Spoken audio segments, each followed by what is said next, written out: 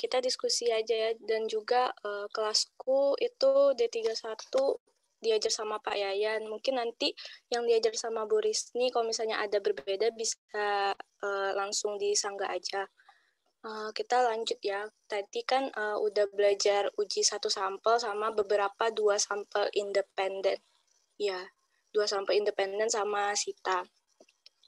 Nah, sekarang aku ngelanjutin ya. Yang pertama yaitu uji Mann-Whitney atau yang kita sebut uji U. Suaraku kedengeran nggak? Jelas kok, Kil. Oke, siap. Jadi pertama kita pengenalan dulu ya, singkat aja untuk uji Mann-Whitney itu atau disebut uji U itu apa sih? Nah, jadi uji Mann-Whitney itu merupakan salah satu uji kasus 2 sampel independen. Nah, jadi di kasus 2 sampel independen itu berarti 2 populasinya itu berbeda atau ya kedua sampel berbeda gitu.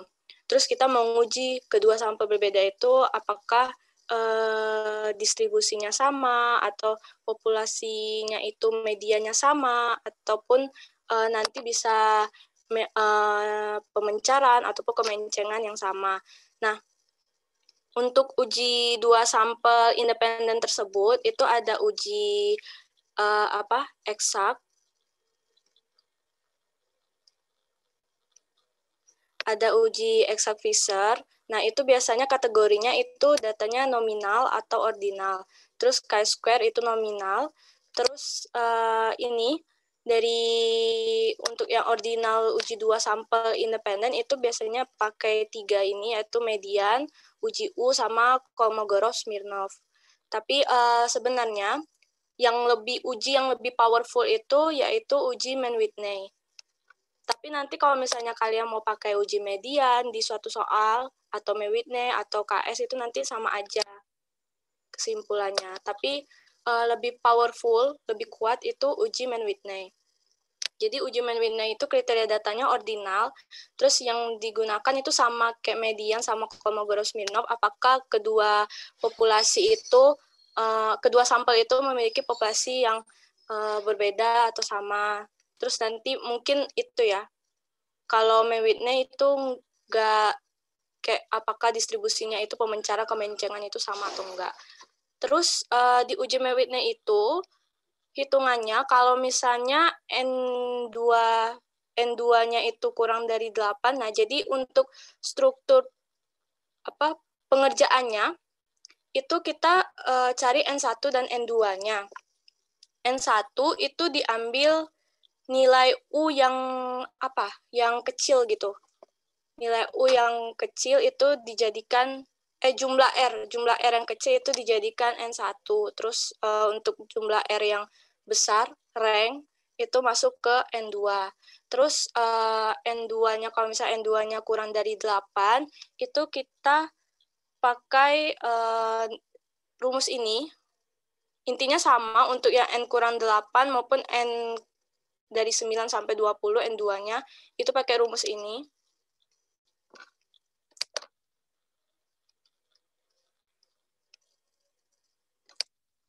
Pakai rumus ini. Nah, nanti penggunaan untuk kritisnya itu berbeda. Kalau misalnya N2-nya kurang dari 8, itu menggunakan tabel J. Tapi kalau misalnya untuk N2 dari 9 sampai 20, itu menggunakan tabel K untuk kritisnya. Terus nanti kalau misalnya N2-nya itu lebih dari 20, udah sampel besar gitu kan.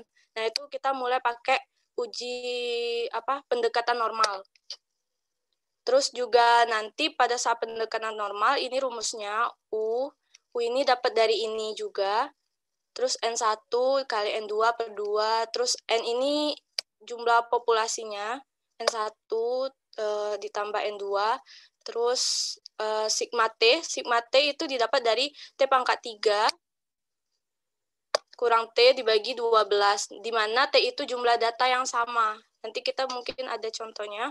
Terus di sini titik tolaknya itu apabila P-value-nya itu kurang dari sama dengan alfa. Terus ini ada critical value, itu sama dengan critical region. Ini maksudnya, jadi nanti U kritis, kalau misalnya U hitung, dia lebih kecil, sama kayak P value, dia lebih kecil dari alpha, nanti dia tolakan 0. Terus kalau misalnya U-nya itu mau di p-value-in, itu nanti juga sama, kurang dari alpha itu nanti sama dengan tolakan 0 juga. Tapi kalau misalnya udah N2-nya itu sampel besar, lebih dari 20, nah ini kita nggak berlaku yang critical value itu sama dengan critical region. Nah ini masuknya ke pendekatan normal seperti biasa, kalau misalnya Z hitung, itu kalau misalnya lebih dari Z tabel, maka dia udah tolak H0. Kita lanjut ke contoh soal.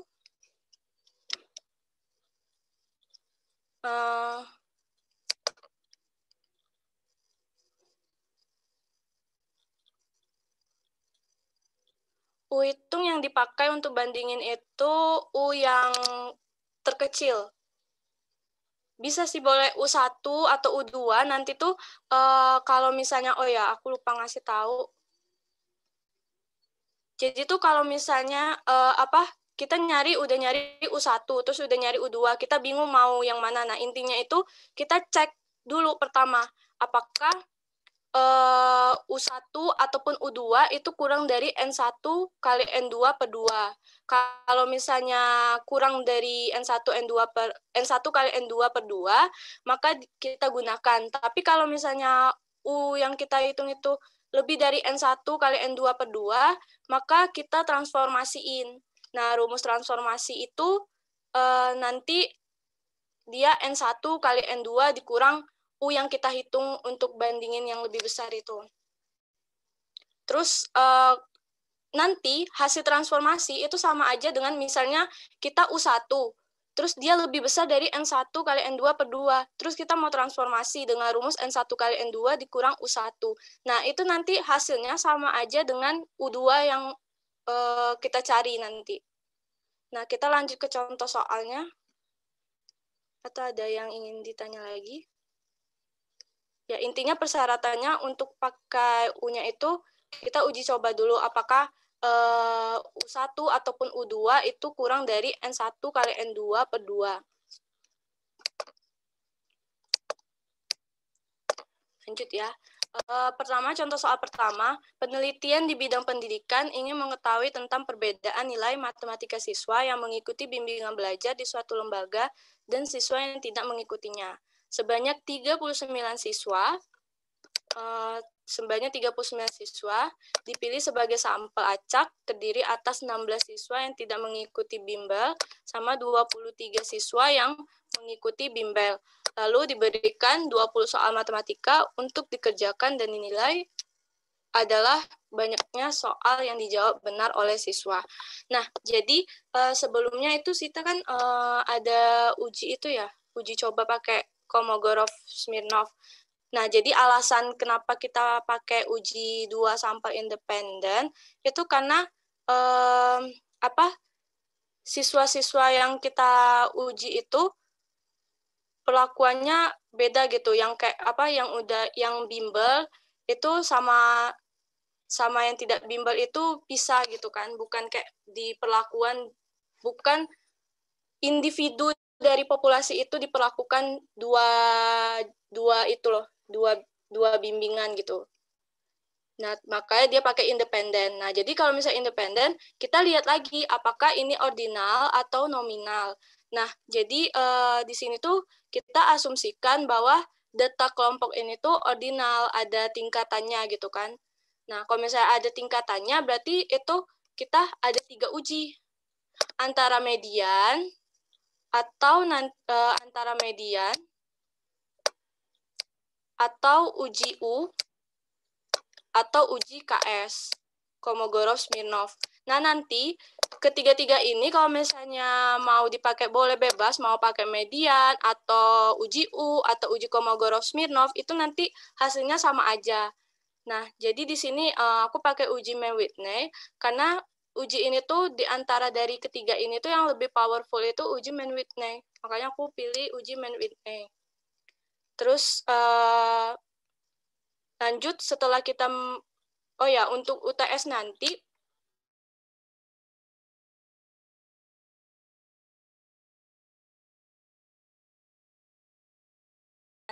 tahu kesalahan atau apapun dari uji yang kita pakai. Terus yang kedua itu kita menentukan hipotesisnya. Kita menentukan hipotesisnya. Nah, hipotesisnya yaitu ini kan ada pertanyaan, dia ingin mengetahui tentang perbedaan nilai MTK siswa yang mengikuti bimbel sama yang tidak mengikuti bimbel. Jadi apakah nilai, jadi hipotesis nolnya itu apakah nilai matematika siswa bimbel sama dengan nilai matematika siswa yang tidak bimbel. Jadi seperti balik lagi ya ke pertemuan 1 mungkin diajarin sama Pak Yaya atau Bu Risni. Jadi H1 ini itu merupakan hipotesis dari apa yang kita mau simpulkan di penelitian itu gitu. Nah, ini kan dia pengen tahu apakah ada perbedaan. Berarti nanti di H1-nya itu merupakan nilai matematika siswa bimbel tidak sama dengan nilai matematika siswa yang tidak ikut bimbel atau berbeda. Terus kita lanjut yang ketiga yaitu perhitungannya. Nah, perhitungannya itu kita pertama ini kan udah itu nggak sih? Ternyata di dalam soal ini tuh udah di ranking.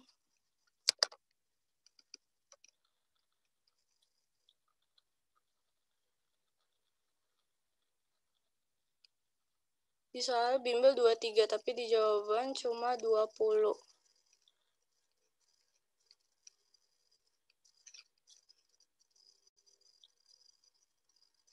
Oh iya. Tunggu, 16. Oh ya, mungkin ini ada itu kayaknya. Kesalahan gitu.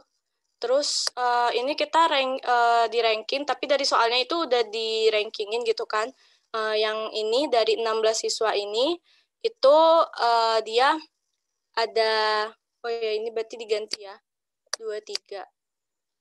Nah, terus di dalam soal ini kan katanya 16 itu yang tidak mengikuti bimbel. Nah, berarti ini siswa yang tidak mengikuti bimbel. Nah, itu udah di ranking kan. Nah, rankingnya itu gabung gitu. Skor-skor nilai mereka itu digabung, terus nanti diperingkatkan gitu. Terus kalau misalnya ada yang sama, nanti dijumlahkan. Misalnya ini mungkin ranking 24 sama ranking 25. Nah, ini kan ada 2 yang sama, berarti 24 tambah 25 dibagi 2. Hasilnya 24,5 gitu. Ya enggak, aku lupa. Nah, jadi dapat jumlah rankingnya untuk yang tidak ikut bimbel, itu jumlahnya 200. Terus yang untuk siswa yang ikut bimbel itu 580. Nah, ingat N1 itu kita ambil yang jumlah rankingnya itu kecil. Jadi N1 itu kita dapatnya untuk siswa yang tidak bimbel. Siswa yang tidak bimbel adalah 16. Terus untuk N2-nya berarti kebalikannya ya, berarti siswa yang mengikuti bimbel. Nah, itu sebenarnya 23 yang mengikuti bimbel. Terus setelah itu kita cari U1. Ini boleh U1, boleh U2, bebas. Nanti N1 dikali N2, ini 23 kayaknya. Salah-salah. 23, terus N1, 16, terus dibagi 2, dikurang 200. R1-nya, ranking 1-nya, yaitu yang tidak mengikuti bimbel ya, 200. Nanti di hasil 16 kali 23.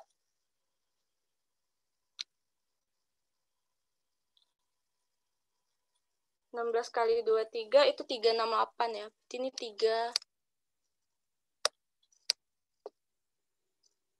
368 terus ditambah 136 dikurang 200. Berarti hasilnya 304. Nah, ini kan 304 ya. Nah, setelah kita mendapat uji hitung U1-nya, kita cek apakah U1 ini telah memenuhi syarat, yaitu kurang dari N1 kali N2 dibagi 2.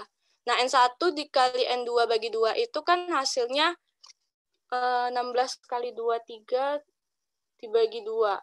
Itu hasilnya kan 184. Nah, ini ke 304. 304 berarti dia lebih besar dari N1 kali N2 per 2. Nah, maka dari itu kita transformasi. Transformasinya rumusnya ini.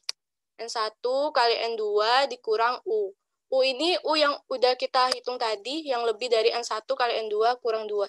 dibagi 2. Nah, itu nanti hasilnya 16 kali 2, 3. Dikurang 304. Nanti hasilnya itu 64. Nanti hasilnya itu 64. Maka kita cek lagi. Sebenarnya sih nggak perlu dicek lagi, karena itu memang di antara U1 dan U2 itu pasti ada yang udah memenuhi syarat N1 kali N2 bagi 2 kan. Nah, jadi dia udah memenuhi syarat 64, berarti kita U hitungnya adalah si U transformasinya, U2. Nanti kalau misalnya kalian pakai rumus U2-nya, itu N1 kali N2 ditambah N2 dikali N2 tambah 1 bagi 2, terus dikurang dengan jumlah ranking si yang kedua, yaitu yang mengikuti bimbel. Nanti hasilnya sama aja dengan hasil transformasinya. Terus, kita lihat lagi, selanjutnya setelah transformasi, kita lihat apakah N2 itu kurang dari sama dengan 8, atau dia antara 9 sampai 20, atau dia lebih dari 20. Nah, N2-nya itu kan 23 ya. Berarti ini dia lebih dari 20. Berarti ini salah. Berarti dia lebih dari 20. Nah, kalau misalnya dia lebih dari 20, maka menggunakan Z hitung.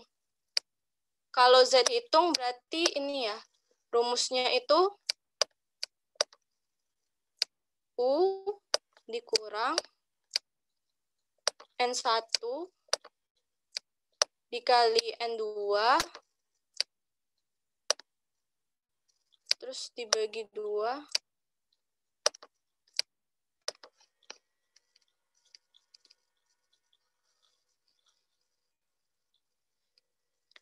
ini soal modul Sipadu D3. Terus, ya ampun aku lupa tiba-tiba rumusnya. N2 terus N1 kali N2 dibagi N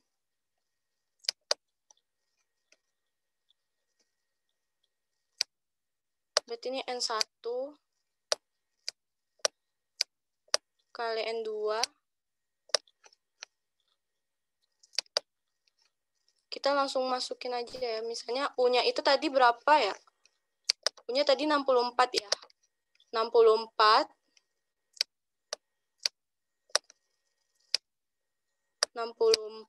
terus dikurang 16 kali 23. 16 kali 23 itu 368. 16 kali 23. Ya ampun, maaf ya tulisanku tiba-tiba naik gunung. Terus dibagi dengan 2. Terus baru dibagi akar. Si N1-nya itu 16. N2-nya itu 23. Terus dibagi N besar ini jumlah populasinya. Jumlah populasinya berarti 16 ditambah 23. 16 ditambah 23 berarti 39. Jadi 39 siswa. Terus 39 dikurang 1 berarti 38. Terus dikali lagi itu berarti 39 angka 3, ya ampun tulisanku. Dikurang 39 dibagi 12 dikurang.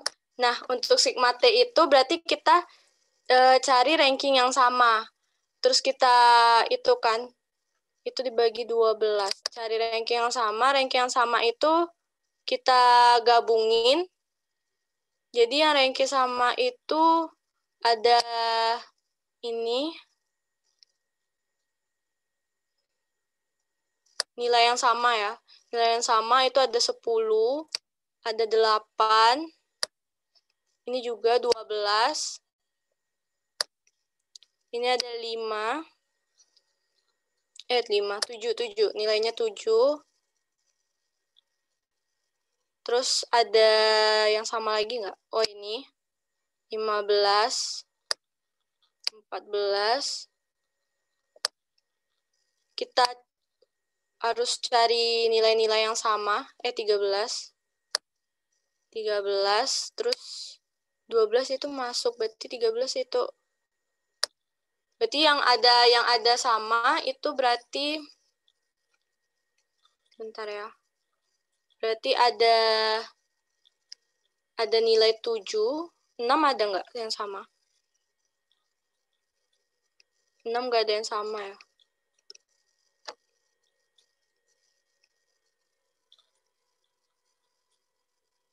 Rumusnya ketika pakai faktor koreksi, samakah dengan tidak pakai faktor koreksi?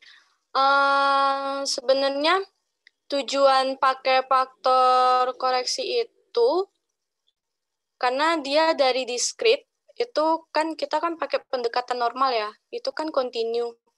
Jadi sebenarnya emang harus, sebenarnya kalau mau tepat banget sasarannya, itu pakai faktor koreksi. Karena itu kan, ini kan siswa ya, terus nilai skor, enggak sih, nilainya ini bisa itu sih. Intinya itu kenapa, kan ini kan kita kan menghitung nilai ya, jadi kalau nilai nggak apa-apa sih itunya kalau continue gitu, jadi dia langsung aja pakai rumus yang U dikurang, nggak perlu pakai faktor koreksi juga nggak apa-apa. Tapi kalau misalnya kayak, apa sih satuannya gitu, kalau misalnya kita mau hitung orangnya kan, populasi orang, terus kita pendekatannya normal. Nah, otomatis kita pakai faktor koreksi. Itu sih tujuan pakai faktor koreksinya itu. Iya, banyak yang sama. Jadi tuh, oh ya. Jadi kalau misalnya, ulang yang mana ini?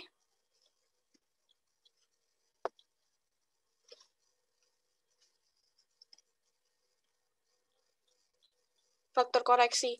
Nah, jadi apa? Untuk faktor koreksi, itu kalau misalnya ya, hipotesis yang kita pakai itu misalnya nilai ya, kalau nilai sama dengan nilai populasi 1 sama dengan nilai populasi 2, intinya tuh kalau hipotesisnya itu satuannya itu udah kayak continue gitu, boleh sih nggak apa-apa kalau nggak pakai faktor koreksi. Tapi kalau misalnya di hipotesisnya itu dia tuh diskrit gitu, kayak populasinya itu populasi orang sama dengan populasi orang yang kedua gitu kan. Nah, itu usahakan pakai faktor koreksi, karena itu diskrit, pendekatan itu kan, pendekatan normal kan. Jadi tuh kayak pendekatan kontinu ya pakai faktor koreksi. Terus kalau misalnya apa? Kalau misalnya ini aku juga itu sih baru apa, kalau misalnya banyak yang sama, berarti nanti dia pakai faktor koreksi, ya sih.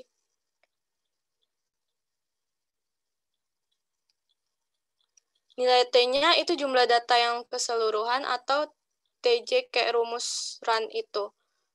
Oh ya, ini aku, tunggu ya. Kalau nggak salah, aku ada yang itu deh, yang T. Nah, jadi T itu, kita mungkin pakai soal yang ini aja ya. Soalnya ini tuh kayak banyak gitu kan. Jadi kalau misalnya banyak itu, pakai faktor koreksi sih. Mungkin kalau yang ini ya, soal ini kan dikit gak sih? Jadi, dia kan diketahui itu ada 39 itunya kan, masyarakat. Terus N1-nya itu masyarakat yang tidak hadir sosialisasi penyakit. Terus masyarakat yang keduanya itu masyarakat yang hadir sosialisasi penyakit. Kenapa? Ini sama aja sih kayak yang sebelumnya, cuma itu beda ininya kan. Dia ada kesamaannya itu dikit.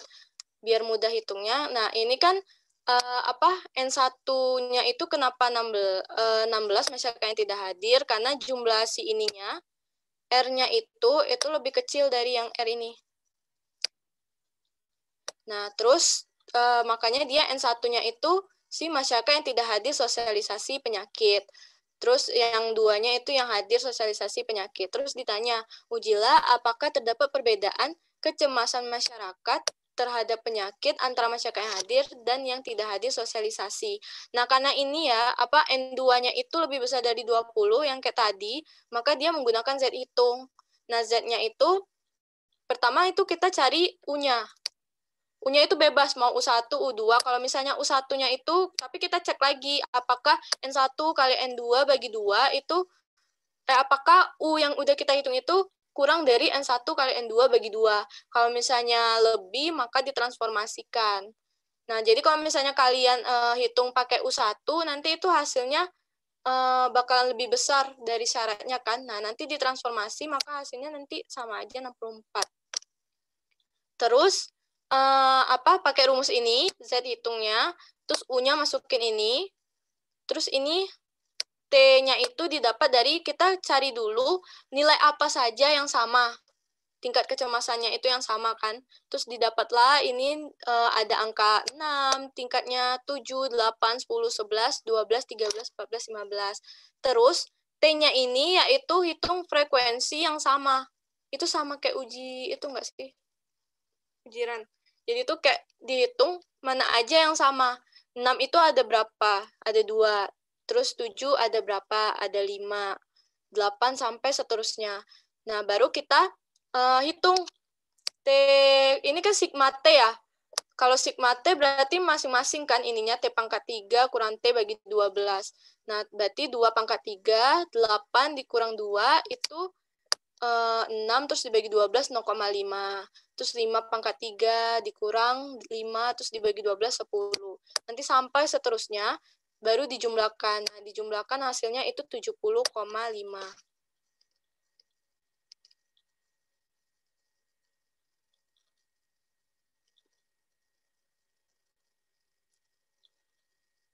Iya, berdasarkan kalau dari yang Kalau dari yang aku pelajarin itu N1 sama N2-nya itu berdasarkan itunya. Jumlah rankingnya. Kalau misalnya rankingnya rendah itu masuk ke N1 gitu. Kalau misalnya rankingnya tinggi itu masuk ke N2. Atau mungkin ada yang berbeda itunya.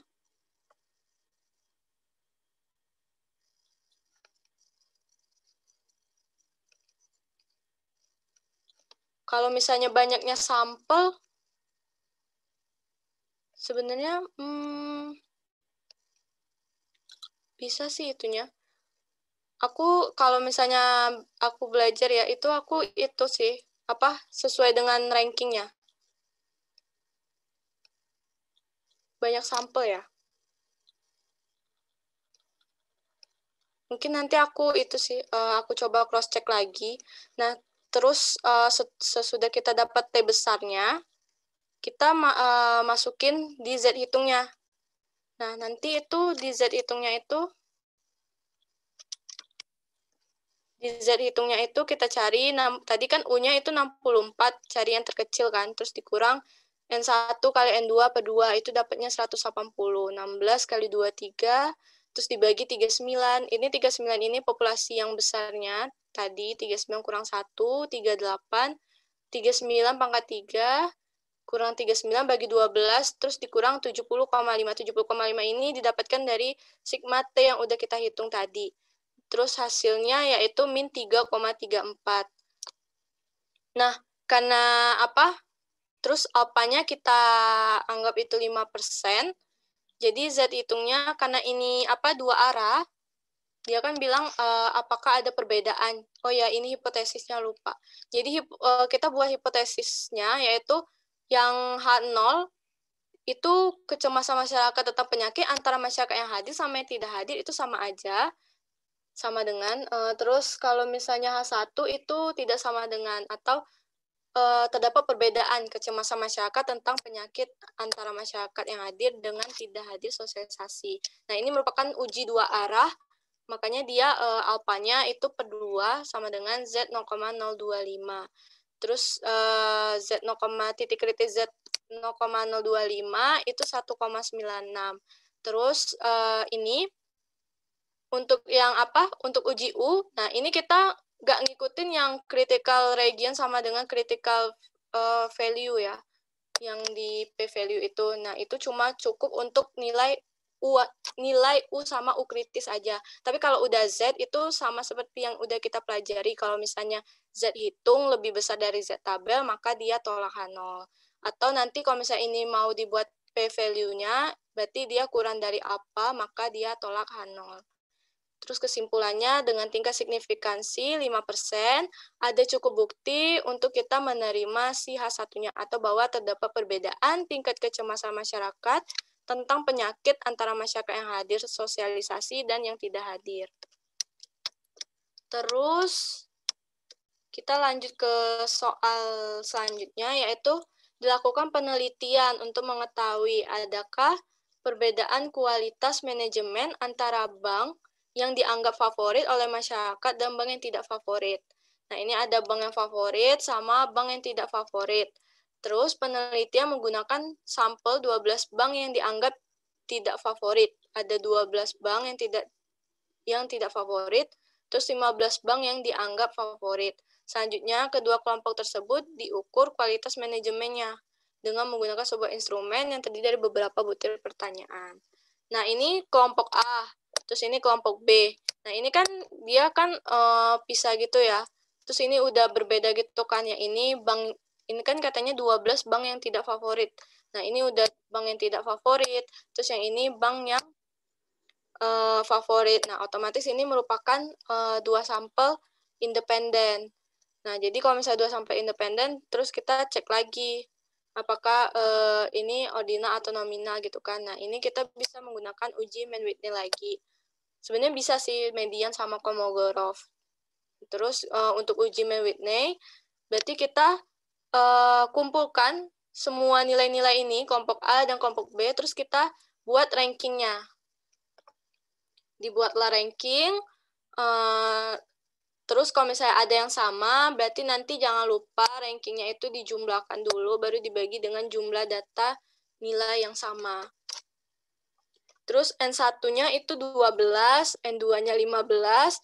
Nah, karena N2-nya itu antara 9 sampai 20, maka nanti kita untuk cari titik kritisnya menggunakan tabel K. Nah, terus alfanya 5%.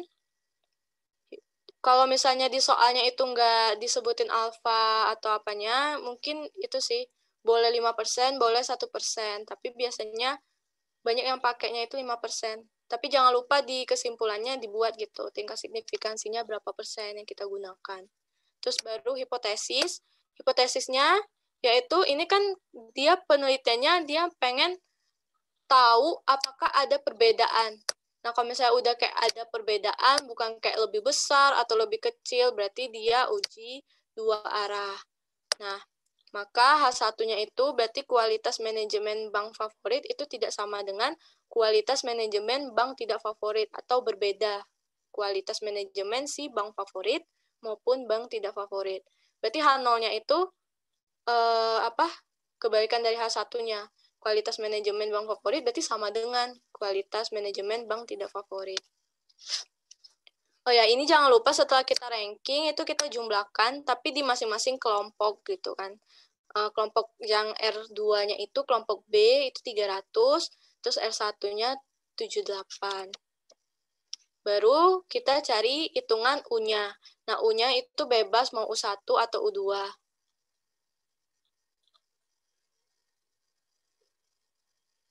Ya, benar. Jadi kalau misalnya ada dua data sama, nanti rankingnya 2,5. Terus untuk data berikutnya, misalnya ranking 1 sama 2.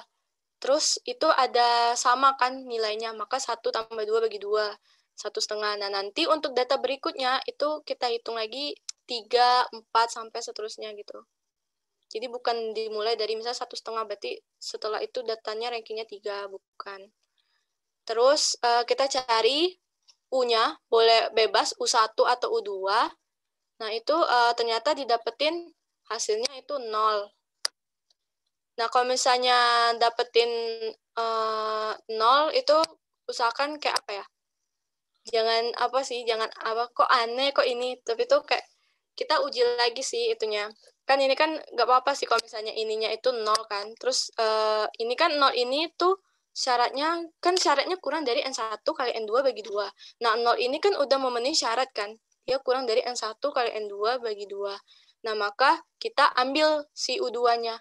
Nanti kalau misalnya kita ambil yang, kalau misalnya kita hitung U1, nanti itu dia lebih dari N1 kali N2 bagi 2, sama kalau nggak salah. Nah, kalau sama berarti itu lebih dari sama dengan, kalau misalnya lebih dari sama dengan, berarti kita transformasi kan. Nah, nanti dapat juga hasilnya, itu sama dengan U2, yaitu 0. Terus baru deh kita cari U-tabelnya. U-tabelnya ini yaitu didapat karena kita dari 9 sampai, interval N2-nya itu dari 9, antara 9 dan 20, yaitu dia N2-nya berapa tadi? N2-nya 15 ya. Nah, maka kita pakai tabel K. Nah, di sini kan itu ya, alfanya 0,05.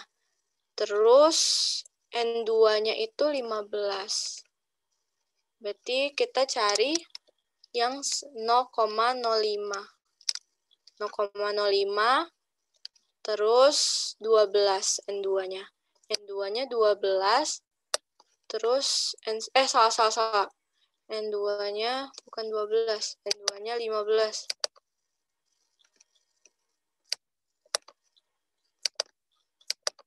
N2-nya 15, terus N1-nya berapa? N1-nya 12. N1-nya 12. Jadi untuk tabel K, jangan lupa kita lihat ini. Alfanya ya. Jadi kan kita kan tadi kan pengennya itu ya, alfanya itu 5% untuk kasus dua arah. Nah, jadi untuk kasus dua arah dengan alfa 0,05, kita lihat lagi N2-nya berapa, terus N1-nya berapa, baru kita cari hasilnya, kita tarik. Ini ya. Berarti hasilnya 49. Loh, kok ini dua-dua ya?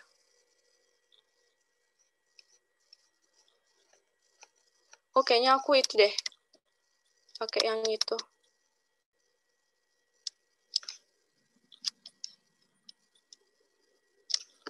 Oh ya, tipe-tipe. Berarti ini kita dapat hasilnya yaitu, mana tadi? 49 ya. 49. Nah, terus ini kan dia kan U hitungnya kita 0, terus U kritisnya itu 49.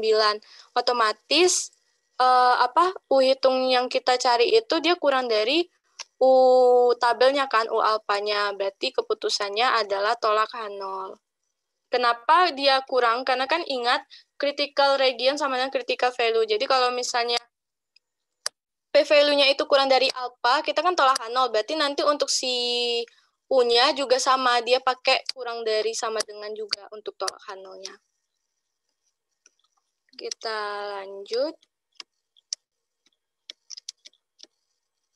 Nah, ini soal kuis D3 sama Pak Yaya. Jadi tuh ada suatu penelitian ingin mengetahui apakah ada perbedaan nilai skor ujian siswa yang mengikuti sama seperti yang soal sebelumnya, cuma ini sampelnya dikit gitu kan.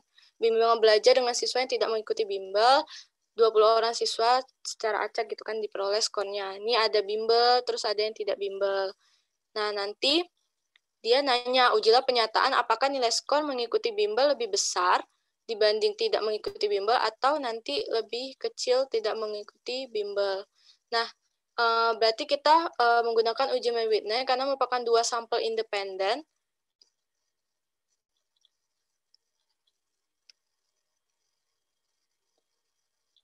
Ulangi lagi cara nyari U-nya ya. Nah, tadi itu yang tabel itu nggak sih? Yang tabel K ya. Nah, jadi untuk tabel K, itu misalnya kita ambil dua arah, terus alfanya itu 0,05 gitu kan. Nah, berarti kita cari di tabel K ini yang dua arah, terus nanti alfanya itu 0,05.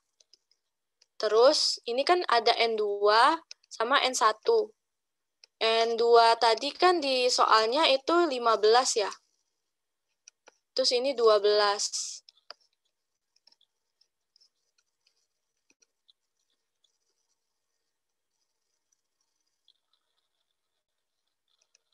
Iya, benar-benar. Tapi tuh kayaknya aku salah itu deh. Tapi di sini nggak ada gitu. Aku nggak tahu lihat mana gitu kan. Pokoknya intinya kalau misalnya, oh ya, anggap aja itu tadi 0,05 ya. Berarti nanti total, kalau total itu dibagi 2. 0,05 bagi 2, 0,025 seharusnya. Ini nih. 0,025. Ya benar ini. Terus nanti 15 N2-nya, terus N1-nya itu 12. Didapat nanti tarik hasilnya 42. Gitu.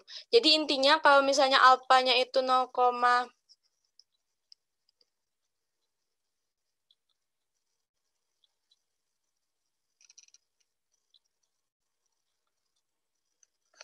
tunggu ya, aku lihat dulu. Bentar.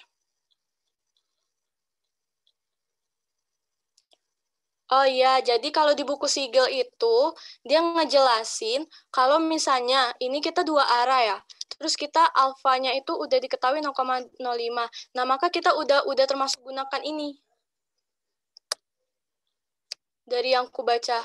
Jadi kalau misalnya alfanya 0,05, terus yang kita gunakan ada 2 arah, nah kita pakai yang ini, sesuai dengan kata-kata ini. Jadi nggak dibagi 2. Dari yang ku baca itu ya, bukan Sigel, yang satu lagi, Castellan. Dari yang ku baca Castellan itu kayak gitu. Jadi dia kalau misalnya ya, kita uji 2 arah, terus nanti alfanya 0,05. Nah, itu jangan dibagi 2. Tapi kita lihat di tabelnya nanti, kalau misalnya ada tulisan dia 2 arah, terus nanti alfanya itu 0,05. Nah, itu langsung dicari aja. Oke, terima kasih. Udah ingetin.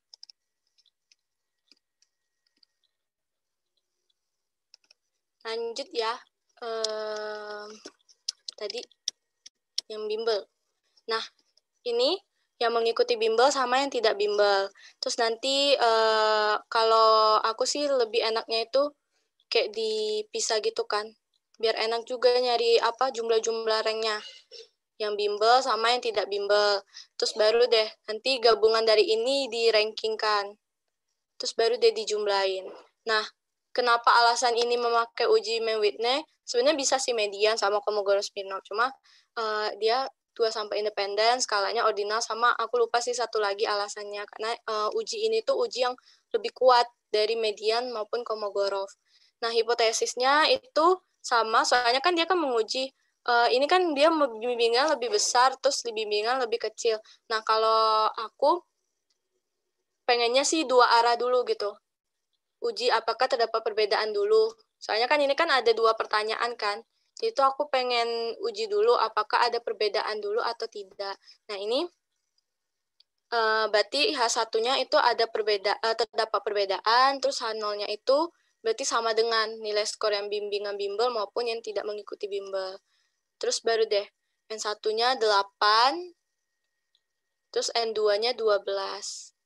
Nah, N1-nya ya cari jumlah sampel yang terkecil, masuk ke N1, terus N2-nya 12, masuk sampel yang terbesar. Terus kita lihat lagi, N2-nya ini 12, berarti dia bukan kurang dari 8 ya, dia antara 9, masuk. Dia antara 9 sampai 20, berarti nanti kita titik kritisnya menggunakan tabel K. Nah, baru kita dapat rankingnya, kita jumlahkan, ini yang bimbel untuk R1, terus yang tidak bimbel untuk R2. Kebalik. R1 untuk yang tidak bimbel, karena kan kita nyarinya itu nggak sih?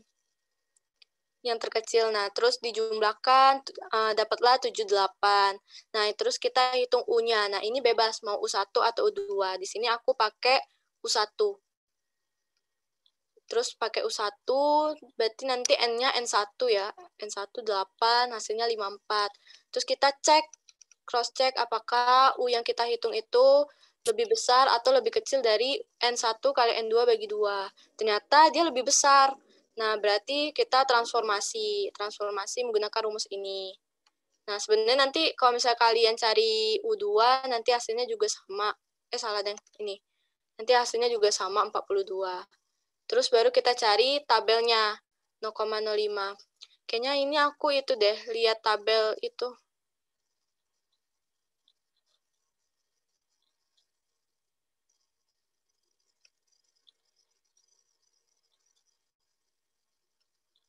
Di sini aku pakai 2 arah dulu. Jadi kalau misalnya biar jaga-jaga gitu kan, kalau misalnya ada perbedaan, nanti dia itu apa? Baru kita uji satu-satu. Tapi kalau misalnya nggak satu-satu sih, sebenarnya itu ada masalah yang itu kan, karena kan mereka kan hitungannya sama. Jadi itu walaupun kita H1-nya itu mau lebih kecil atau lebih besar, kalau misalnya ya ini tuh kita tolak H0. Pasti nanti bakalan gagal apa sih? Berarti kita menerima si H1-nya kan, walaupun kita lebih besar atau lebih kecil gitu kan. Nah, itu aku apa?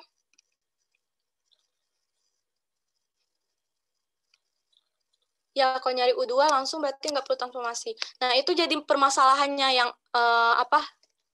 Yang sebenarnya tuh aku udah pecahin gitu, tapi tuh nggak tahu deh benar atau enggak. Dari yang aku baca gitu ya, kalau misalnya kita masih dalam bentuk ini antara sampelnya itu antara 1, anggap aja dari 0 sampai 20 kan. Nah, itu kita memang mengikuti si H1-nya aja. Mau lebih besar atau lebih kecil, pasti dia bakal itu kan. Nah, tapi kalau misalnya nanti dia lebih besar dari 20, itu kita mengikuti arahnya. Jadi kalau misalnya dia negatif, misalnya, salah. Misalnya nanti kan dia ada U hitung gitu ya. U hitung. Terus U hitung yang kita pakai itu U2. Nah, terus U2-nya itu ternyata Z-nya itu negatif. Nah, berarti nanti itu si U2-nya itu lebih kecil dari populasi si U1-nya. Misalnya U2-nya itu tidak mengikuti bimbel, berarti nilai skor tidak mengikuti bimbel lebih kecil dari nilai skor mengikuti bimbel. Nah, itu sih aku baru terpecahkan itu di yang nilai N2-nya lebih besar dari 20. Tapi kalau yang untuk yang N2 kecil dari 8, terus N2-nya itu antara 9 sampai 20, itu aku baca-bacanya itu katanya mengikuti si H1-nya, terserah kalau misalnya itu. Karena kan nilai yang kita hitung itu pasti sama ya, walaupun H1-nya kita ubah-ubah gitu kan. Kalau misalnya dia tolak H0.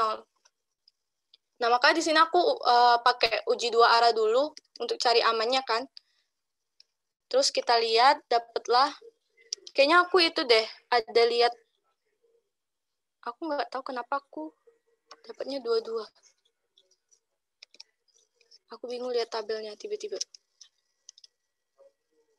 Kayaknya aku kebalik deh. Ah, iya, aku kebalik.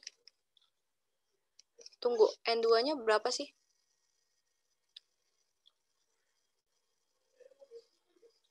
Oh iya, yang tadi itu kebalik ternyata. Terus kalau yang ini kan 12. Terus N1-nya 8. Berarti 22.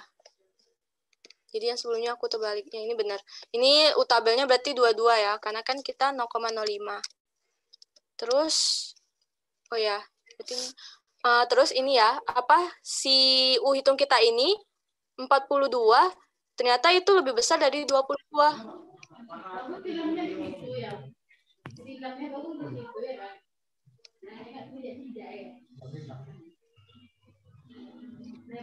Ya, U kritisnya aku pakai yang tutel dengan alpha 0,05. Nah, terus dapatlah hasilnya 22. Terus ini lebih besar. Lebih besar berarti artinya kita gagal tolak. Nah, kalau gagal tolak berarti kita menerima si H0-nya. Artinya dengan tingkat signifikansi 5% kita menerima nilai skor mengikuti bimbel itu sama dengan nilai skor yang tidak mengikuti bimbel. Nah, yang artinya kalau misalnya kita udah benar-benar sama, berarti kedua pertanyaan ini kita nggak perlu uji lagi. Jadi kita bisa menjawab dari kedua pertanyaan ini. Berarti artinya ini gagal tolak, ini tolak gitu. Itu sih kalau misalnya aku cari amannya. Terus kita lanjut kan? Ada yang ingin ditanyakan nggak untuk uji main width-nya?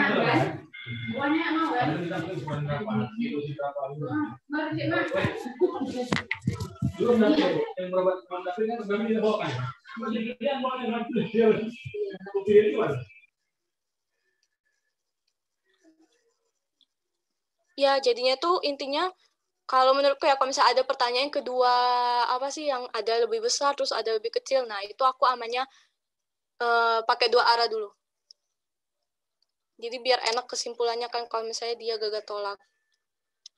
Terus lanjut ya, kita ke uji MC-NEMAR. Nah, uji MC-NEMAR itu merupakan uji 2 sampel dependen. Nah, 2 sampel dependen itu kan ada MC-NEMAR yang udah kita pelajari, tanda sama Wilcoxon. Nah, untuk MC-NEMAR sendiri itu nominal, terus untuk tanda sama Wilcoxon itu ordinal. Nah, sama seperti yang uji sampel independen itu kan ada yang kayak mana yang lebih powerful ya. Nah, yang lebih kuat itu di sini yaitu uji Wilcoxon. Jadi kalau misalnya kalian mau pakai uji tanda bisa, uji Wilcoxon bisa. Tapi kalau misalnya pengennya lebih kuat kesimpulannya itu pakai Wilcoxon. Terus untuk MC-NEMAR itu menggunakan data nominal, terus sampelnya itu populasi acak, sama dengan judulnya dependen berpasangan, terus bentuk 2x2. Jadi nanti ada tabel 2x2 gitu. Nah, nanti tuh ada perlakuan gitu kan.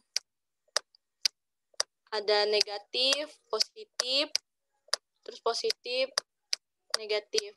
Intinya di MC-NEMAR itu dia menghitungkan si perubahannya.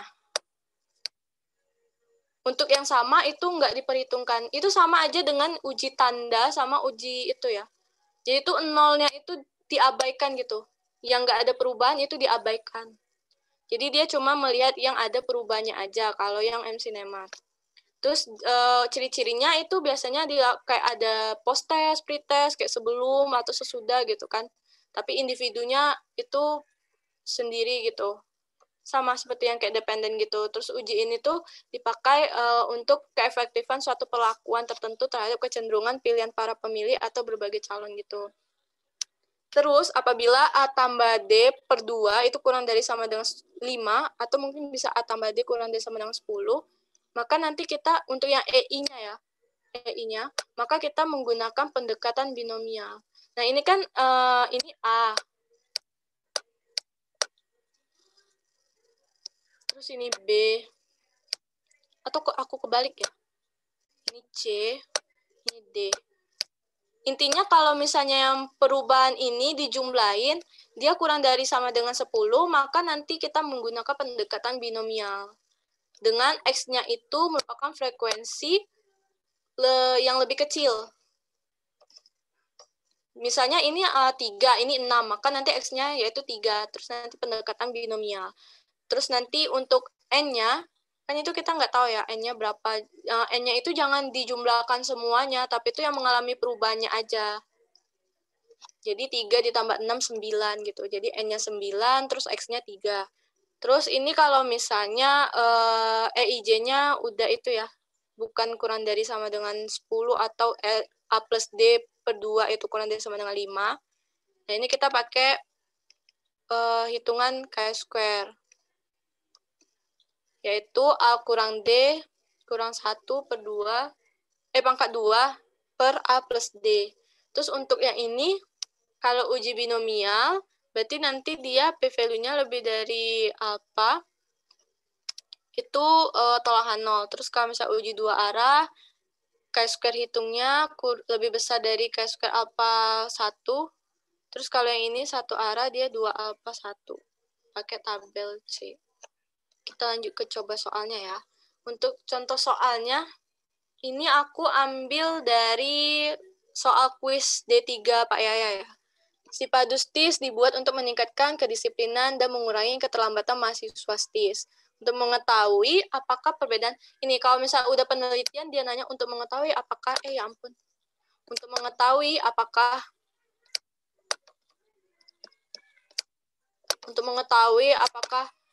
ada perbedaan. Untuk mengetahui apakah ada perbedaan perilaku mahasiswa STIS sebelum dan sesudah, maka dia menggunakan sistem Sipadu dengan pengamatan perilaku kepada 250 mahasiswa. Berarti populasinya 250, bukan populasi, sampel besarnya ya. 250 mahasiswa STIS untuk diberlakukan pencatatan absensi Sipadu. Skenario pengamatannya, mahasiswa dicatat apakah 2 minggu selama sebelum dan sesudah diberlakunya pencatatan menggunakan Sipadu pernah terlambat lebih dari 15 menit. Dari hasil pengamatan didapatkan ternyata 20 orang. dari hasil pengamatan 20 orang sebelum dan sesudah itu pencatatan absensinya itu tetap saja pernah terlambat. Jadi nanti usahakan dibuat itu kayak apa setelah menggunakan si padu sama sebelum menggunakan si padu. Terus ini kan dia bilang kan terlambat lebih dari 15 menit. Berarti nanti opsi kategorinya itu terlambat lebih dari 15 menit sama yang tidak terlambat gitu.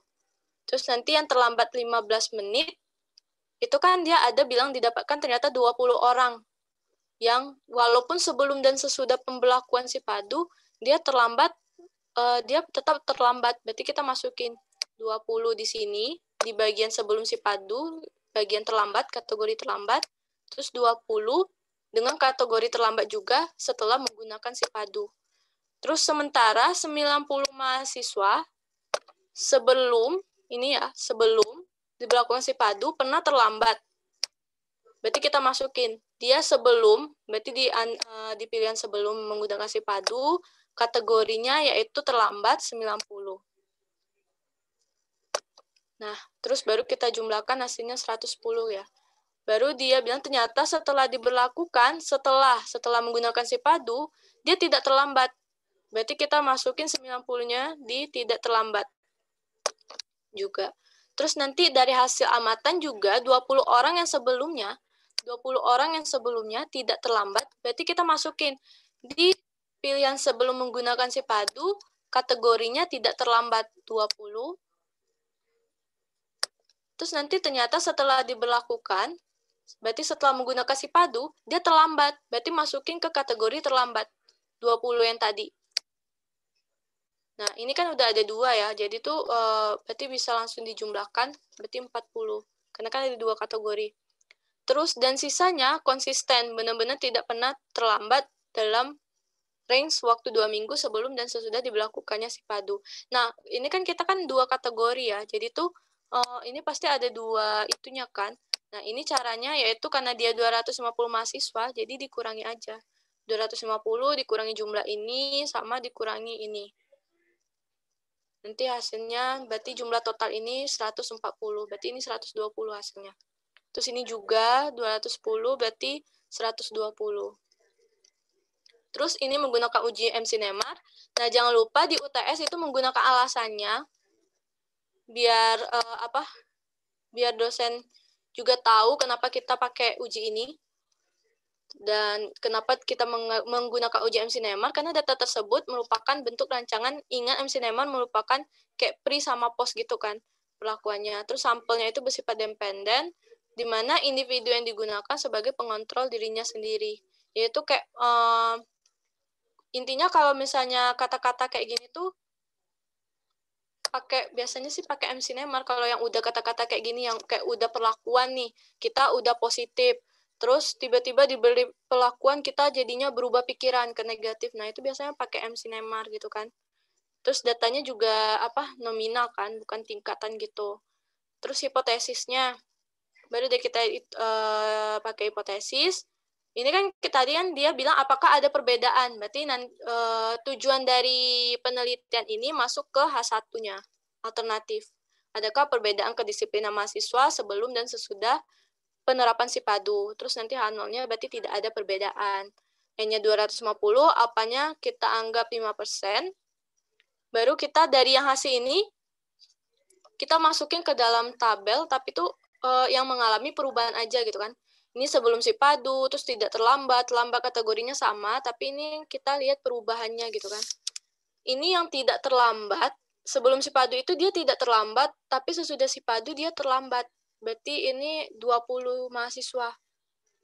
Sebelum si padu, sebelum si padu dia tidak terlambat, sesuai dengan kata-katanya, dia sebelum dan sesudah, mana nih? Nih, dari amatannya 20 orang sebelum itu dia tidak terlambat, tapi pas sudah si padu dia terlambat. Ini masukin ke sini. Terus ini yang terlambat sebelum si padu, terus sesudah si padu dia terlambat 20. Nah, masukin juga dapat. Nah, nanti ini kita hitung MSinemarnya yang mengalami perubahannya aja. Yang kayak merubah pola pikir gitu kan. Yang dari positif tiba-tiba negatif, terus negatif tiba-tiba positif gitu. Nah, ini aja poin ini aja yang kita gunakan dalam MC-NEMAR. Kalau misalnya sama, itu kan sama kayak uji tanda dengan itu ya. Kalau 0 ya udah diabaikan gitu. Nah, terus kita hitung pakai hitungan chi-square. Kenapa? Karena itunya ya, balik lagi ke rumus ininya, dia kan A plus D-nya itu kan lebih kecil dari 10 ya. 20 tambah 90 itu udah lebih itu sih, lebih besar. Berarti dia nggak pakai pendekatan binomial, berarti langsung chi-square. 20 dikurang 90, ini dimutlakan, dikurang 1 kuadrat. Hasilnya 4761, terus 20 tambah 90, 110, hasilnya 43,2818.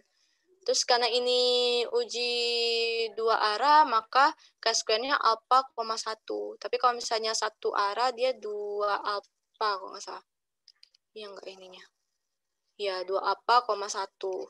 Dapat 3,84. Ini tabel itu ya, chi-square. 38,4 dengan alpha, 1. Nah, ini 43 ini dia lebih besar dari titik kritisnya kan. Berarti dia tolakan 0.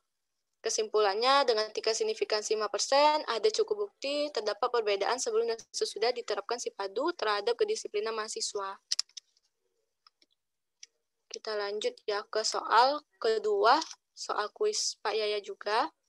Suatu penelitian dilakukan oleh Pertamina mengetahui apakah kebijakan baru mengenai pembelian BBM jenis Pertamax itu dijalankan oleh Pertamina berpengaruh terhadap nilai perilaku. Terus terdapat 200 pemilik mobil diamati. Nah, berarti N-nya, N besarnya itu, sampel yang diambil itu 200 ya. Terus ternyata sebanyak 70 pemilik mobil. 70 pemilik mobil itu dia tetap menggunakan jenis BBM yang lama. Ini kan ada kata-kata tetap. Berarti sebelum dilakukannya promosi yang kupon itu, dia BBM lama. Terus yang sesudahnya berarti dia juga tetap BBM yang lama. Berarti nanti pas ini kalau misalnya udah dalam bentuk tabel gitu, sebelum kupon, dia BBM lain itu, terus sesudah kupon dia juga BBM lain. Jadi 70 kan. 70 pemilik mobil dia tetap. Terus sebanyak 40 pemilik mobil berpindah. Nah, berarti sebelum kupon itu, berarti ini kan dia dari jenis BBM lain. Berarti sebelum kupon dia BBM jenis lain. Terus sesudah diberi kupon, dia pindah ke Pertamax. 40 mobil. Berarti masukin ke sini. Terus sementara 50 pemilik mobil berpindah dari BBM jenis Pertamax menjadi BBM jenis lain. Berarti sebelumnya dia Pertamax, terus sesudahnya dia pindah ke BBM lain. Berarti masukin ke sini 50 mobilnya. Dan sisanya tetap menggunakan Pertamax. Berarti sebelum kupon dia menggunakan Pertamax, sesudahnya dia menggunakan Pertamax. Karena ini kan 70, 40, 50 ya. Berarti nanti 200 dikurang 70, tambah 40, tambah 50. Hasilnya kan 40. Berarti 40 masuk ke sini. Terus udah didapat tabelnya. Sebenarnya sih kalau misalnya, bisa juga pakai yang kayak gini ya, kata-kata gitu. Oh ya, jangan lupa hipotesisnya sama alasannya. Terus N-nya 200, apanya 5%. Terus ini kan 50 tambah 40 itu lebih dari 10 ya. Atau kalau misalnya ini dijumlahkan dibagi 2 itu lebih dari 5. Maka kita menggunakan chi-square langsung. Terus ini karena ini dua arah ya, dia bilang kan ada perbedaan. Kalau ada perbedaan berarti tidak sama dengan, berarti uji dua arah. Berarti ini alpha 0,05, terus derajat bebasnya tetap 1. 3,84. Terus ternyata ini kurang dari, ini kan hasil hitungannya ya. Perubahannya itu 50 sama 40. Hasilnya 0,9. Kalau 0,9 ternyata itu kurang dari kritisnya. Berarti dia gagal tolakan 0. Berarti belum cukup bukti untuk kita menerima si alternatif atau terdapat perbedaan sebelum dan sesudah. Belum cukup bukti untuk mengatakan terdapat perbedaan sebelum dan sesudah diterapkan kupon terhadap perilaku konsumen dan membeli jenis BBM Pertamax. Untuk uji MC Neymar, ada yang ingin ditanya?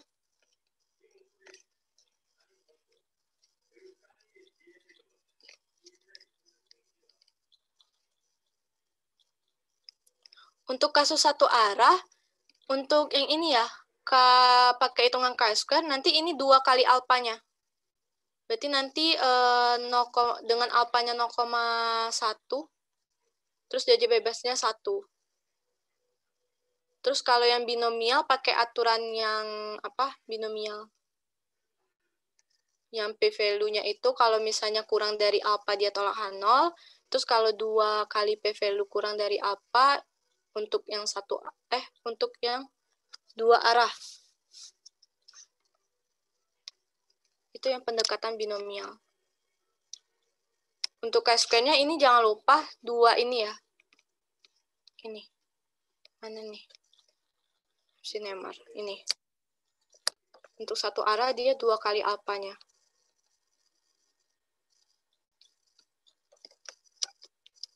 Ada lagi yang ingin ditanyakan?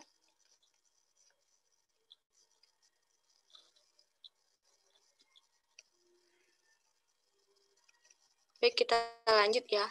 Kedua itu uji tanda. Nah, uji tanda itu dia ordinal. Sifatnya itu datanya itu sifatnya kontinu, terus dia menggunakan, pastinya kalau misalnya tanda berarti ada positif, negatif gitu kan. Terus untuk positif, yang satunya dia lebih dari N2. Lebih besar dari N2. Kalau yang negatif, N1-nya lebih kecil dari N2.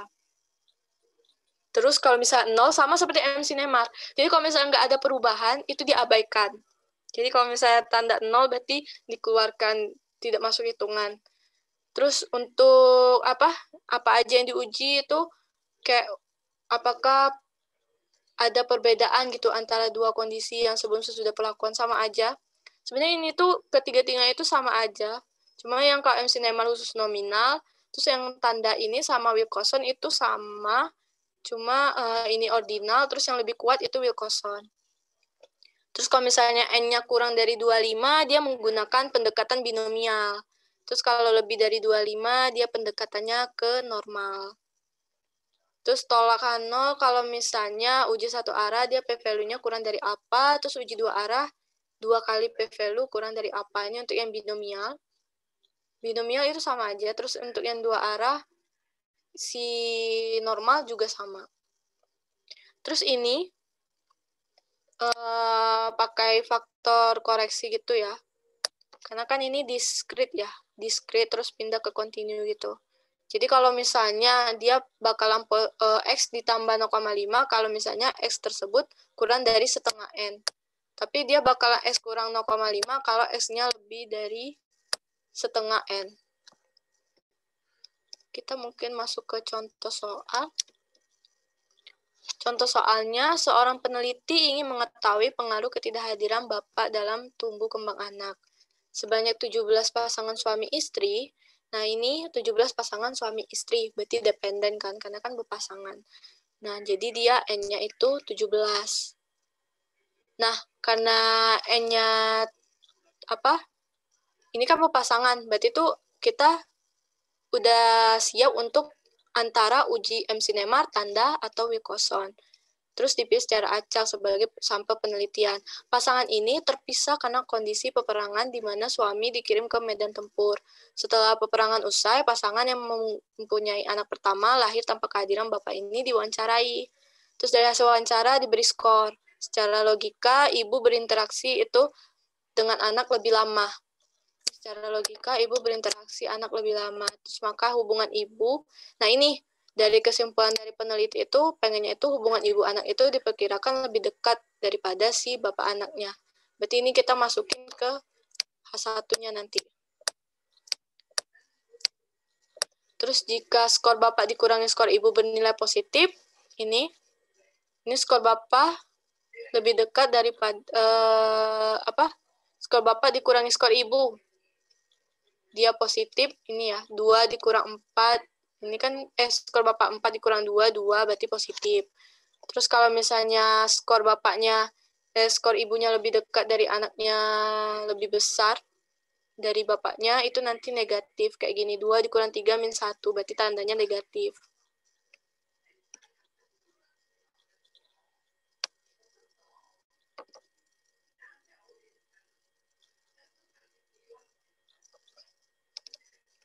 Terus, jika selisihnya 0, berarti tandanya bapak sama ibu sama-sama dekat dengan anaknya.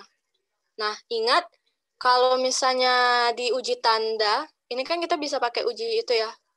Karena dia di dalam soalnya itu udah pakai tanda gitu, berarti kita pakai uji tanda. Terus dia juga, ini kan pasangan, dependen. Berarti kita udah fix pakai uji tanda. Terus, ingat di dalam uji tanda itu nolnya diabaikan. Berarti ini dikeluarin. Ini dikeluarin. Ini dikeluarin. Berarti ada berapa? Nolnya ada 3. Nah, ini kan 17 pasangan. Berarti pasangannya itu jadi berubah gitu. Untuk yang kita uji. Berarti 17 dikurang dengan si yang 0 ini. Yang udah kita abaikan. 17 kurang 3. Berarti nanti N yang kita bakal hitung yaitu ada 14. Nah, ini bertanda 0. Jadi, yang kita hitung 14. Terus ditanya, ujilah apakah hubungan ibu anak. Si ibu sama anak itu lebih dekat gitu. Berarti lebih besar dari si bapaknya. Nah, itu yang kita ujikan. Nah, menggunakan uji tanda karena anggota ini, terus datanya juga ini udah dijelasin. Hipotesisnya berarti hubungan ibu anak itu lebih dekat dibanding hubungan bapak anak. Berarti nanti populasi, sampel yang kedua, si ibunya itu lebih besar dari si bapaknya. Berarti kalau H0, hubungan bapak itu lebih dekat atau sama dekatnya. Berarti lebih itu ya, lebih kecil sama dengan ibu anak, sampel 2. Kayaknya ini itu deh. Mungkin kita anggap aja ya, yang ibu anak itu sampel kedua, terus bapak anak itu sampel ke-1. Berarti sampel 1 kurang dari sama dengan sampel 2, terus kebalik nggak sih? Bapak anak, ya benar. Terus sampel kedua itu lebih besar dari sampel 1.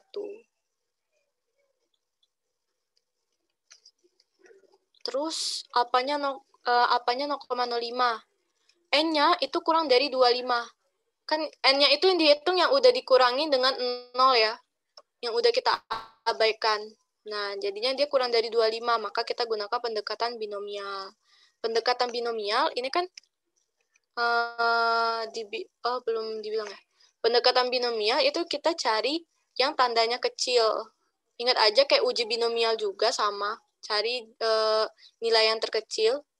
Nah, ini kan tanda negatifnya itu ada, kalau dilihat dari kasat mata itu negatifnya itu dikit kan. Jadi kita hitung aja yang negatif 1, 2, 3. Gak ada lagi kan. Nah, berarti X-nya nanti kita ambil sih yang 3 ini. Jumlah tanda yang kecil. Nah, terus kita menggunakan tabel si D-nya. Tabel D, tabel binomial.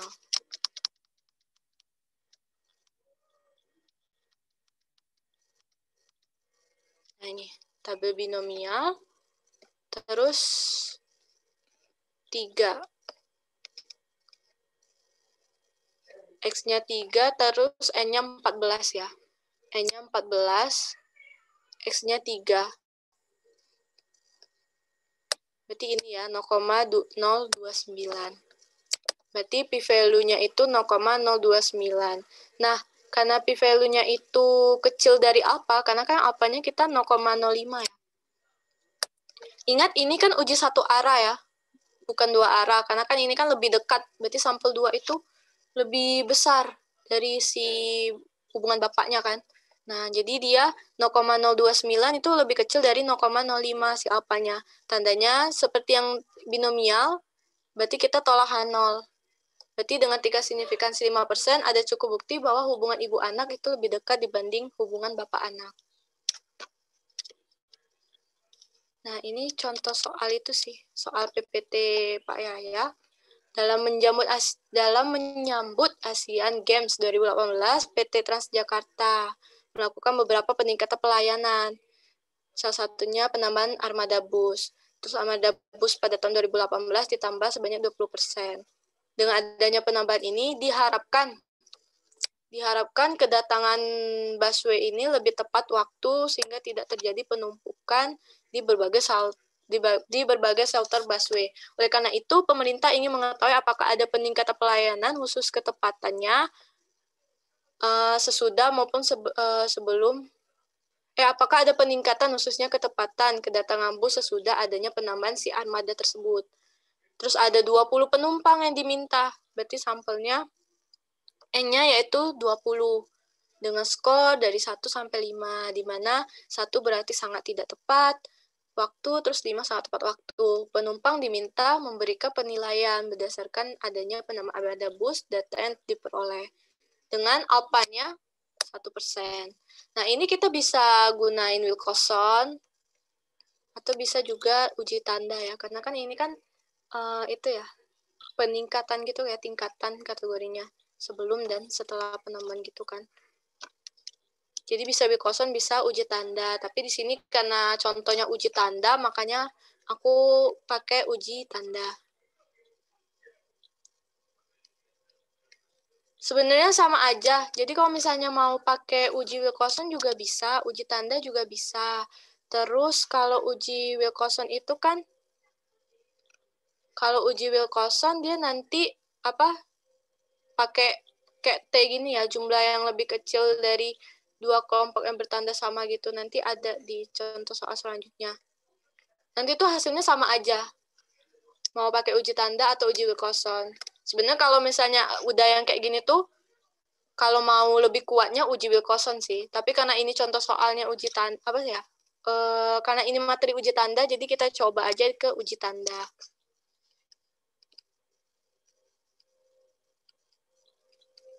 Nah, ini ya. N-nya 20, terus alpanya 1%, terus ujilah apakah ada peningkatan pelayanan ketepatan bus sesudah adanya penambahan armada. Nah, ini aku udah buat itu ya, sebelum, terus digabung gitu. Bukan digabung, maksudnya dari soal yang tadi itu, kan dia terbelah 2 gitu kan. Nah, ini terus aku buat tanda. Tandanya itu berarti sesudah dikurang dengan sebelum. 3 dikurang 2, 1 positif. 4 dikurang 3, 1 positif. 3 dikurang 3 itu 0. Nah, dapat dan seterusnya. Terus yang 0 ini, jangan lupa karena uji tanda, ini dihilangkan dari analisis. Jadi ada berapa nolnya? Ada 4. Terus N-nya ada 20. Jadi sehingga N-nya itu berubah. 20 kurang 4 sama dengan 16. Nah, terus kita buat hipotesisnya. Hipotesisnya berarti ini kan dia ujilah apakah ada peningkatan. Berarti nanti alternatifnya ketepatan waktu kedatangan bus itu antara sesudah penambahan armada itu lebih besar dari sebelum penambahan armada. Kalau H0-nya berarti kebalikannya.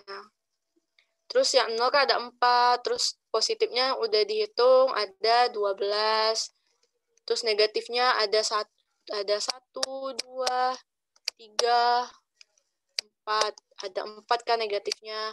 Nah, terus udah selesai. Nah, ternyata yang ini 20 kurang 4 yang dari 0 diabaikan itu kan sama dengan 16.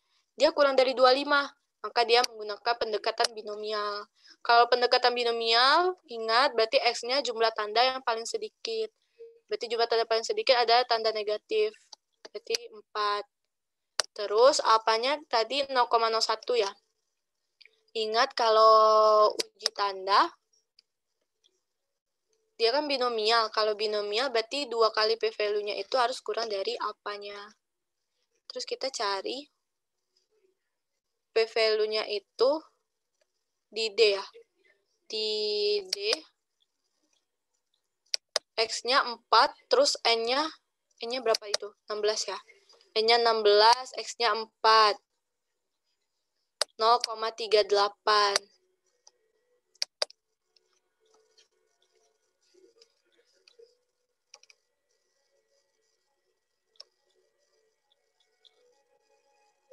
Ya, tergantung hipotesisnya. Karena kan dia bilang ketepatan waktu kedatangan bus itu dia pengen nyoba apakah sesudah penambahan armada itu lebih meningkat gitu daripada sebelum. Nah, kalau misalnya kayak gitu berarti dia sesudah.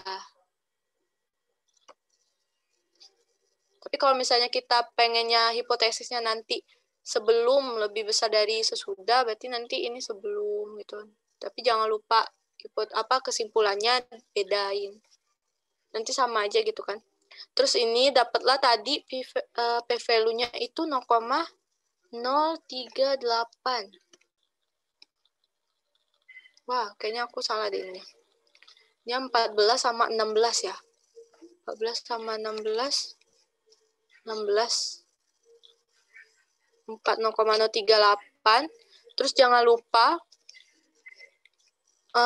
ini kan, ada yang bertanya.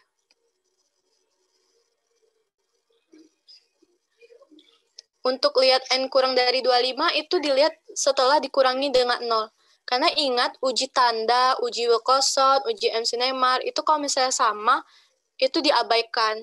Karena kan dia cuma melihat perbedaannya kan, yang udah berubah, apa sih yang udah berubah di perlakuan gitu.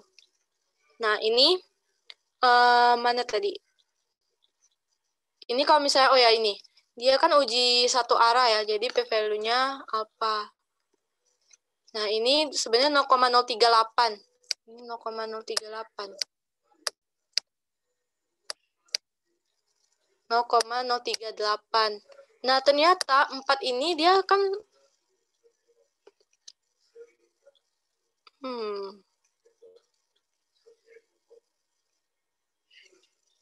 Nih, 0,038 ini kan ternyata dia itu ya, lebih besar dari si alpanya. Alpanya kan 0,01. Maka dia gagal tolak H0. Dengan tingkat signifikansi 1% belum cukup bukti bahwa terjadi peningkatan pelayanan khusus ketepatan waktu kedatangan bus sesudah adanya penambahan armada. Atau bisa juga belum cukup bukti bahwa terjadi ketepatan waktu kedatangan bus antara sesudah penambahan armada itu lebih besar dari sebelum penambahan armada.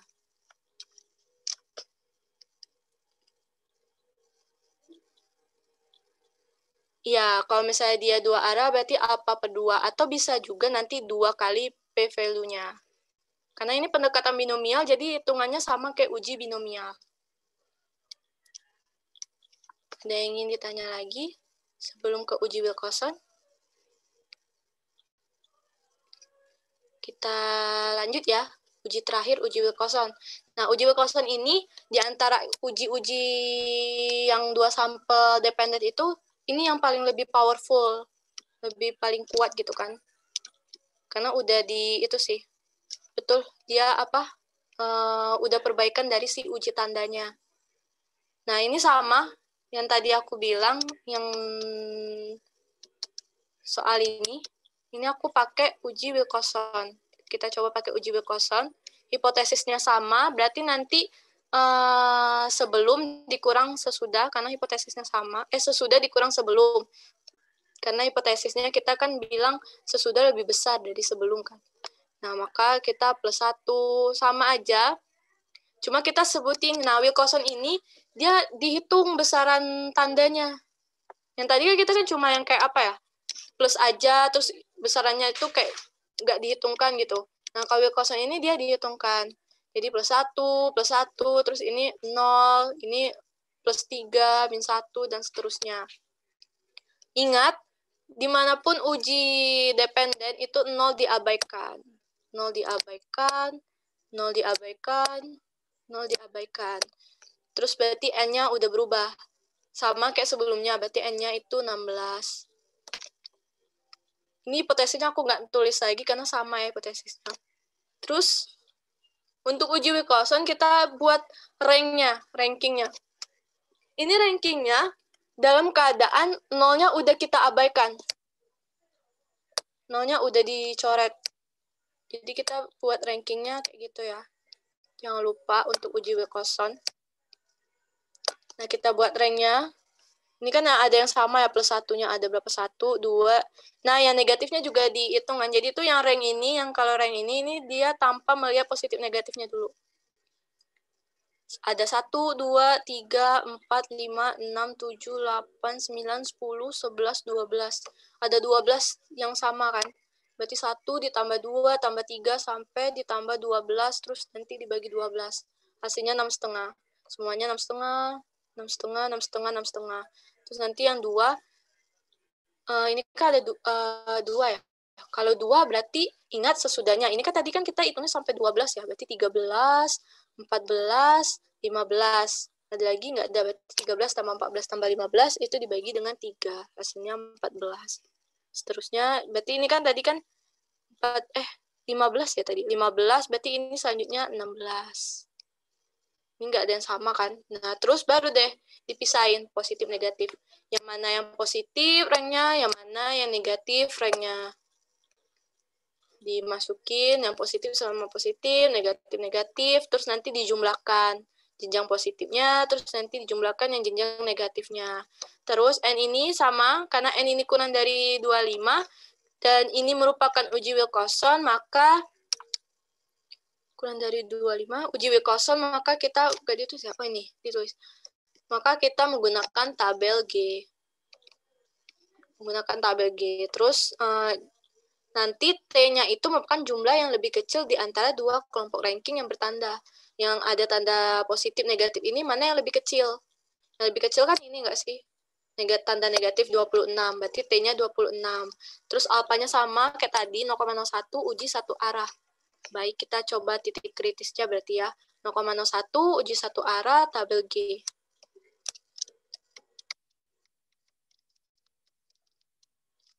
Ini uji satu arah, tabel G 0,01. Terus N-nya itu kan kita 20 dikurang itu ya. Dikurang 4, 16. Berarti N-nya 16. Berarti ini ya. Berarti 24. Kita dapat hasil T-nya, T tabel kritisnya, yaitu 24. Ternyata T hitungnya itu lebih besar dari T tabel. Maka keputusannya kita gagal tolakan 0. Kesimpulannya berarti sama seperti kita pakai uji tanda. Gagal tolakan 0 juga kan sama.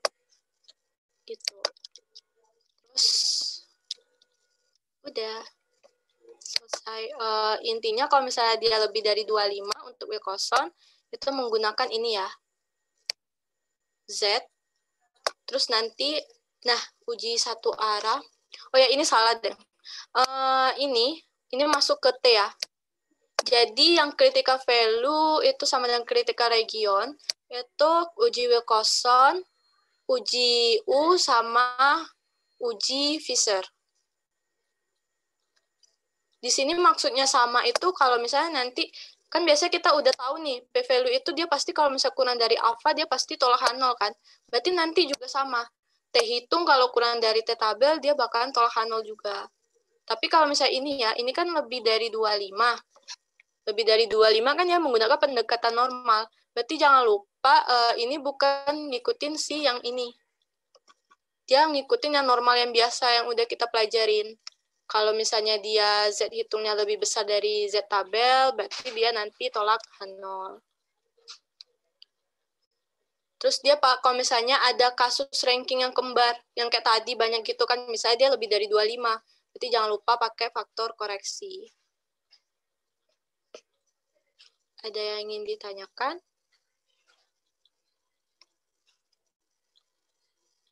Intinya untuk sampel dependen sama independen yang paling kuat untuk ordinal sendiri itu untuk dependen sendiri Wilcoxon, untuk yang independen itu Mann-Whitney atau uji U.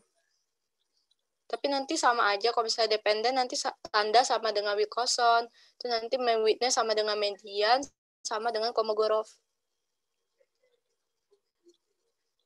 Ada yang ingin ditanyakan?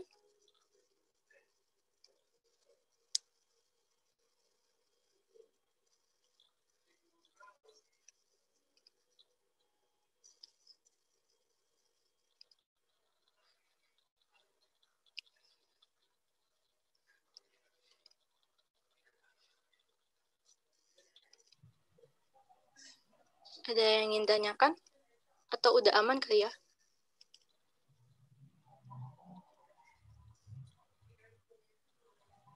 Kalau udah aman, mungkin aku bisa serahin ke Sita mungkin.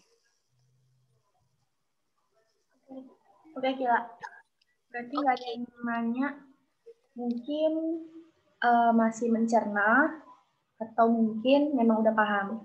Nah, buat teman-teman yang pengen nonton lagi hasil recordnya. Kalau yang record yang pertama tadi udah selesai di convert, nanti aku masukin ke kirim drive-nya. Kalau ini nanti ditunggu dulu ya, di convert dulu.